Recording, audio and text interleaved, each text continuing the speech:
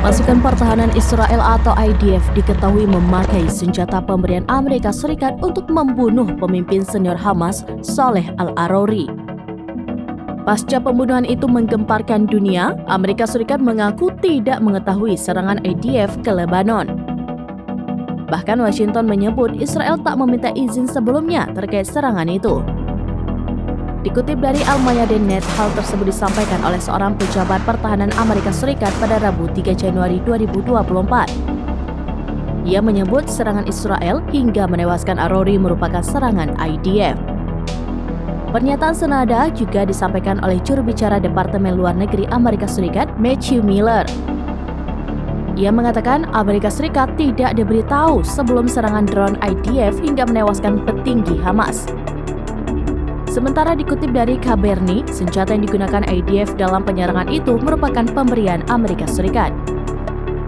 Hal tersebut disampaikan oleh anggota Biro Politik Hamas di Lebanon, Osama Hamdan. Pihaknya menekankan bahwa kurangnya tanggung jawab Israel tidak berarti bahwa mereka tidak membunuh Al-Arori. Sayangnya, Hamdan tidak memberikan informasi lebih rinci terkait senjata itu. Begitu pula dengan Amerika Serikat yang belum memberikan konfirmasi terkait penggunaan senjata pemberiannya yang digunakan IDF untuk membunuh bos Hamas.